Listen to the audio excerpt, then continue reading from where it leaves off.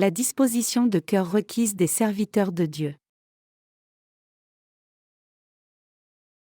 Genèse 4, 25-26. Adam connut encore sa femme, elle enfanta un fils, et l'appela du nom de Seth, car, dit-elle, Dieu m'a donné un autre fils à la place d'Abel, que Caïn a tué. Seth eut aussi un fils, et il l'appela du nom d'Énoch. C'est alors qu'on commença à invoquer le nom de l'Éternel.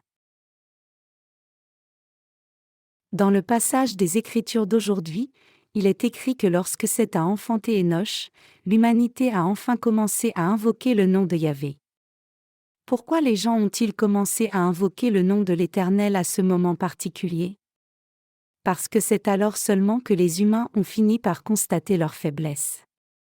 Ils ont reconnu, en d'autres termes, qu'ils étaient des êtres insuffisants, inévitablement liés à mourir pour leurs péchés et leurs faiblesses. Ils ont fini par voir leur vraie nature, réalisant qu'ils n'avaient ni vertu ni aucun mérite dans leur chair, mais n'étaient que faibles et fragiles. Puisqu'ils ont réalisé leur faiblesse humaine, ils n'avaient d'autre choix que se confier en Dieu, et c'est pour cela que la Bible dit qu'ils ont fini par invoquer le nom de l'Éternel, Yahvé. Seul quelqu'un qui peut voir sa propre faiblesse invoque le nom de Yahvé. La condition fondamentale de tous les êtres humains est telle qu'ils ne peuvent qu'être mis à mort à cause de leurs péchés. Qu'est-ce que l'humanité? Qu'est-ce que la vie? Les humains n'ont d'autre choix qu'être détruits et condamnés pour leurs péchés. Ils n'ont aucun mérite, ni en corps ni en esprit. Les gens disent souvent que l'humanité est maîtresse de toute la création et que c'est la créature la plus précieuse de toutes. Cependant, l'humanité n'a absolument rien qui soit meilleur que d'autres créatures. Effectivement, tous les êtres humains sont descendants d'Adam, une bande de malfaiteurs qui ne peuvent que mourir à cause du péché. C'est pour cela que la Bible déclare, c'est pourquoi, comme par un seul homme le péché est entré dans le monde, et par le péché la mort, et qu'ainsi la mort s'est étendue sur tous les hommes, parce que tous ont péché, Romains 5h12. Si l'on regarde devant Dieu, nous aussi sommes insuffisants. Parmi tous les gens du monde, personne ne peut prétendre être parfait, pas une seule personne. La nature humaine est telle que tout le monde vit dans ce monde comme un loup assoiffé de sang commettant toutes sortes de péchés selon des instincts charnels, et c'est précisément pour cela que la Bible dit que ceux qui ont réalisé l'indignité de leur être finissent par invoquer le nom du Seigneur. Après la mort d'Abel, Dieu a donné à Adam et Ève un autre fils nommé Seth pour poursuivre la lignée de la foi, et Seth a engendré un fils nommé Énoch. Le nom Énoch est Éno en grec, et signifie homme mortel. Donc, ce nom Énoch signifie le fait même que l'homme ne puisse éviter la mort à cause du péché. Qui parmi nous donnerait un mauvais nom à son propre enfant? Mais Seth a donné à son fils un nom désespéré mais très approprié car lorsqu'il s'est vu lui-même et son fils, il a réalisé qu'ils étaient destinés à mourir devant Dieu. C'est pour cela qu'il est écrit que lorsqu'Énoch est né à Seth, les gens ont finalement commencé à invoquer le nom du Seigneur. Cela signifie que lorsqu'ils ont vu leur être faible, ils ont reconnu que Dieu était vivant, et ils ont invoqué le Seigneur pour s'appuyer sur lui. À moins que les humains ne connaissent leur propre fragilité, ils n'ont pas besoin de s'appuyer sur Dieu. Cependant, une fois qu'ils se découvrent eux-mêmes, réalisant qu'ils sont trop faibles et donc destinés à la mort physique et spirituelle, ils réalisent aussi qu'ils n'ont d'autre choix que d'invoquer le nom de Yahvé et de vivre en se confiant en lui. Ceux qui ne peuvent pas voir leur vraie nature n'invoquent pas le nom de Dieu, ni n'essaient de se confier en lui. Tout comme Sakyamuni a essayé de tout résoudre par lui-même en déclarant « Je suis le seul saint dans les cieux et sur la terre », ceux qui ne peuvent pas voir leur nature fondamentale n'essaient même pas de chercher Dieu, mais ils vivent avec arrogance devant sa présence. Mais quel mérite ont les êtres humains? En réalité, tout le monde est un être mortel pour qui la mort est simplement inévitable. Mais les gens de ce monde ne réalisent pas qu'ils sont comme Énoch et c'est précisément pour cela qu'ils exaltent leur propre estime d'eux-mêmes. Si nous pouvions voir notre propre être faible, c'est-à-dire si nous réalisions que nous commettons beaucoup de péchés conduits par nos propres envies de la chair, ne pratiquons pas la vertu comme Dieu le veut, mais pratiquons seulement le mal à l'encontre du désir de Dieu, alors nous invoquerions le nom du Seigneur. Quand quelqu'un invoque le nom de Dieu Yahvé, cela signifie qu'il se confie maintenant en Dieu. Même nous qui croyons en l'évangile de l'eau et de l'esprit ne devons pas oublier le fait que dans notre chair, nous sommes toujours comme Enoch. Nous ne devons jamais oublier que par nature nous étions liés à la condamnation pour nos péchés et destinés au feu éternel de l'enfer. Tout le monde, peu importe qu'il soit vertueux ou célèbre, est inévitablement amené à mourir pour ses péchés. Tous les gens de grand renom, les héros, et les dirigeants religieux distingués qui ont vécu sur la terre et qui vivent actuellement, ne sont que des êtres mortels aussi destinés à mourir pour leurs péchés. C'est seulement quand nous nous connaissons nous-mêmes correctement que nous recherchons Dieu et invoquons son nom. Notre vraie substance d'être humain est la même que celle d'Enoch. Mais qu'en est-il de vous? Savez-vous que vous êtes un tel être? Trop souvent alors que nous menons nos vies nous oublions qui nous sommes vraiment. C'est seulement parce que le Seigneur a sauvé des gens comme nous par l'évangile de l'eau et de l'esprit que nous avons été sauvés. Si notre Seigneur ne l'avait pas fait, nous serions restés complètement indignes. Quel mérite avons-nous par nous-mêmes? En quoi serions-nous meilleurs que des bêtes, et qu'y a-t-il de plus vertueux chez nous? Tout être humain est exactement comme Enoch. La Bible dit ici que c'est seulement lorsqu'Enoch est né que l'humanité a finalement commencé à invoquer le nom de Dieu Yahvé. Pourquoi est-ce à ce moment-là seulement que les gens ont finalement invoqué le nom du Seigneur? Qui leur a enseigné le nom de Yahvé? C'est Adam qui le leur a enseigné. C'est parce que Adam et Ève connaissaient très bien Dieu, puisqu'ils avaient vécu avec lui. Même après qu'Enoch soit né dans ce monde, Adam et Ève ont continué à donner naissance à des enfants. Puisqu'Adam est mort après avoir vécu 930 années, il a eu le temps d'avoir d'autres enfants. Alors combien d'enfants a-t-il bien pu avoir pendant toutes ces années? Nous humains ne devons jamais oublier un seul instant que nous ne pouvons que commettre le péché à cause de nos faiblesses et que nous ne pouvons éviter de mourir pour ce péché. Socrate a laissé un dicton célèbre: « Connais-toi toi-même ».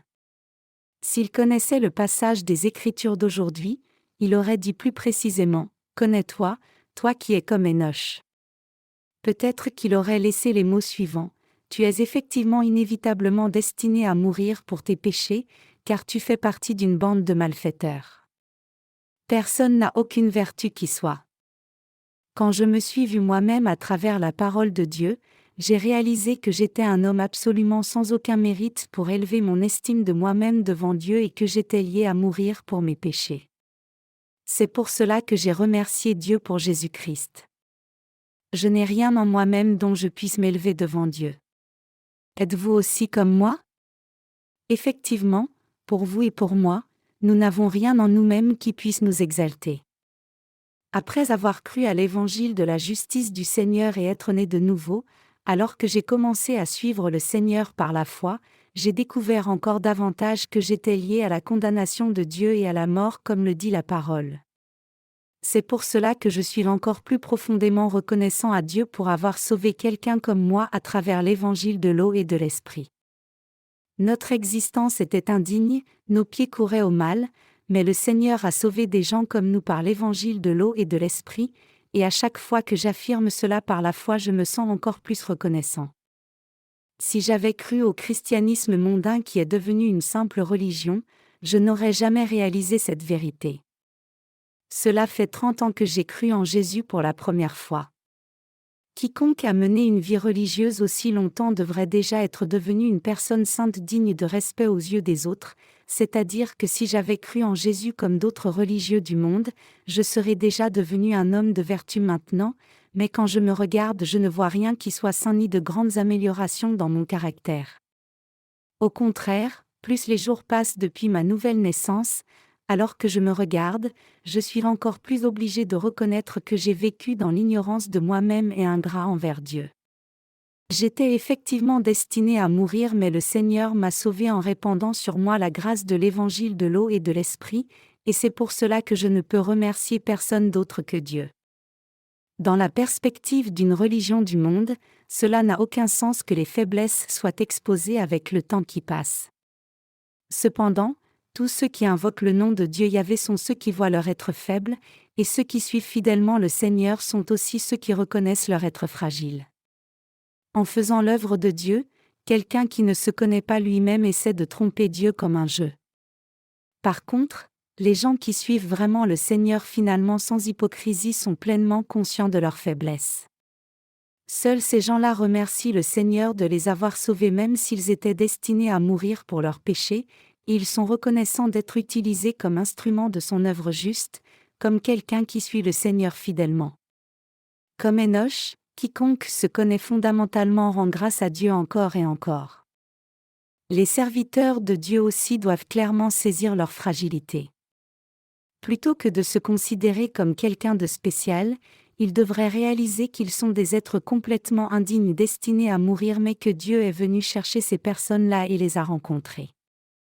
C'est précisément parce que notre existence est si faible que le Seigneur nous a sauvés de tous nos péchés, malédictions et faiblesses. En d'autres termes, ce n'est pas parce que vous êtes meilleurs que les autres frères et sœurs dans la foi que Dieu vous a élevés en tant que dirigeants dans l'Église. Nos frères et sœurs doivent aussi être bien conscients de leur faible nature. Cela prend du temps de s'unir à l'Église de Dieu et de suivre les dirigeants de l'Église après avoir reçu la rémission des péchés en croyant en l'Évangile de l'eau et de l'Esprit. Malgré cela, quelqu'un qui se reconnaît lui-même ne peut que s'unir à l'Église de Dieu. C'est parce que nous voyons notre nature indigne que nous essayons de nous unir à l'Église et de vivre par la grâce de Dieu. Cependant, que se passe-t-il jusqu'à ce que quelqu'un arrive à une telle compréhension ?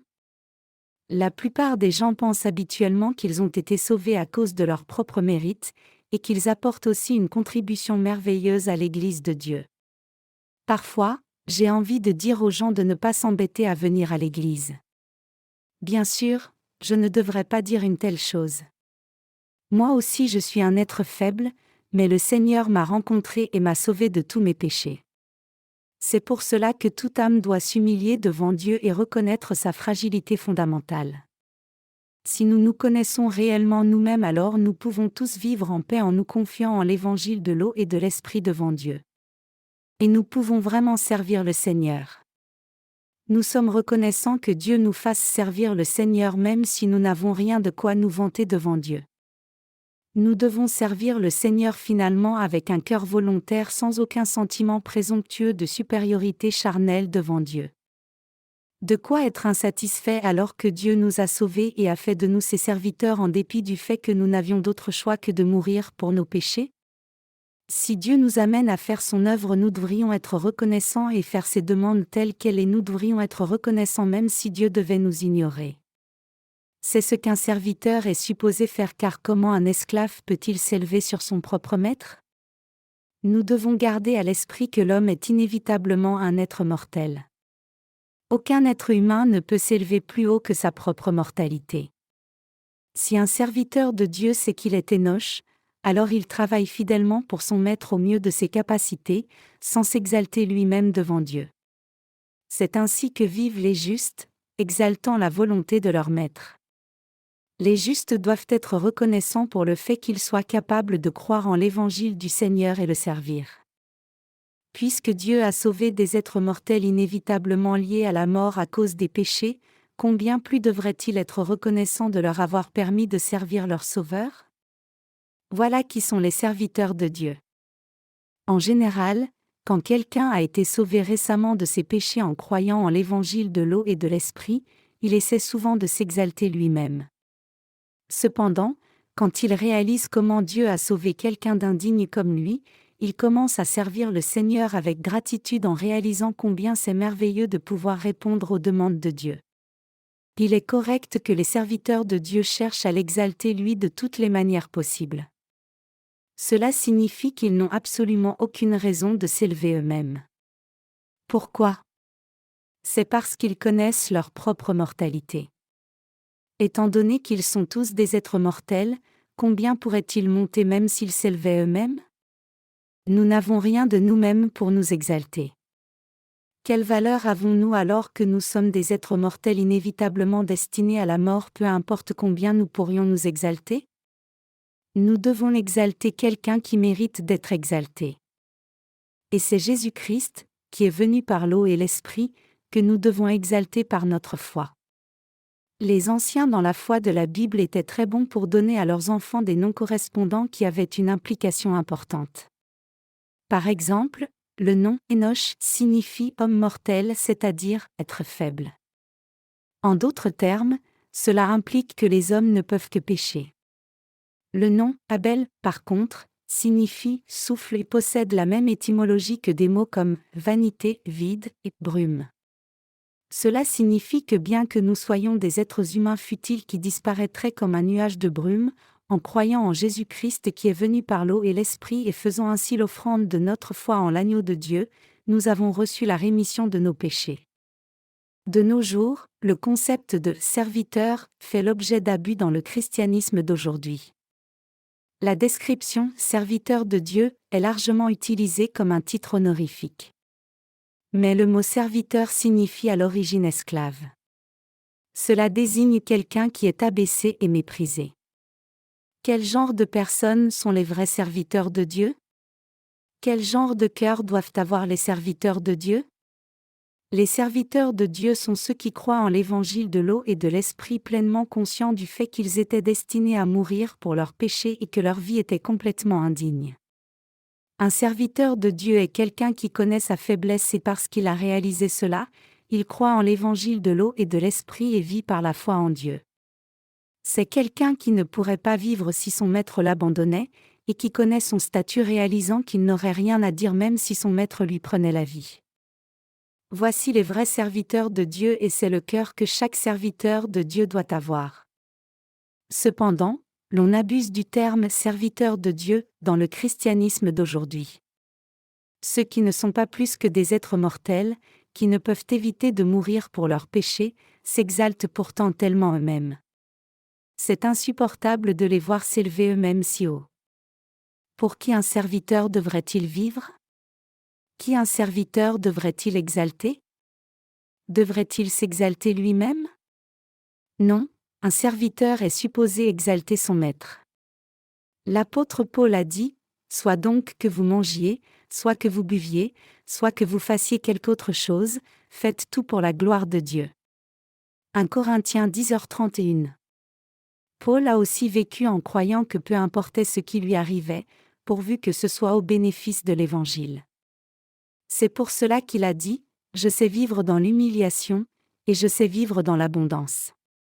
En tout et partout j'ai appris à être rassasié et à avoir faim, à être dans l'abondance et à être dans la disette. » Philippiens 4h12. Bien sûr, les serviteurs de Dieu peuvent très bien être riches. Cependant, s'ils mènent une vie trop riche dans un pays extrêmement démuni, il est facile que l'envie s'élève dans le cœur des gens pour écouter la parole de Dieu et les serviteurs de Dieu eux-mêmes prennent le risque d'être volés. À la question de savoir comment nous devrions vivre alors, la réponse simple est que nous devons tous vivre pour le bénéfice de l'Évangile. Les serviteurs de Dieu ne doivent jamais oublier que par nature ils sont complètement indignes et qu'ils travaillent maintenant pour le Maître. Un serviteur de Dieu doit d'abord savoir exactement ce que désire le Maître. Il doit tendre l'oreille à la volonté du Maître. Et il doit fidèlement remplir ses tâches assignées, même quand que le Maître ne regarde pas. Comment alors quelqu'un peut-il devenir un tel serviteur? Cela s'accomplit lorsque l'on réalise sa mortalité inévitable et que l'on connaît et croit au Seigneur qui a sauvé même une personne fragile comme cela. Ce sont de telles personnes qui deviennent serviteurs de Dieu et invoquent le nom de Dieu Yahvé. Mettre au point un spectacle pompeux, provoquer toutes sortes de désordres, lever les mains et crier comme des fanatiques, ce n'est pas ce que fait un vrai serviteur. Un vrai serviteur connaît le désir de son maître, lit dans sa pensée, écoute sa parole, obéit à ses commandements, et existe seulement pour plaire à son maître. Un serviteur de Dieu doit se connaître lui-même. Quiconque ne se connaît pas lui-même ne peut pas devenir serviteur de Dieu.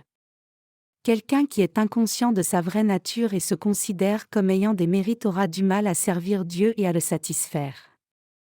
Par contre, Dieu utilise avec facilité quelqu'un qui connaît ses limites. Pourquoi?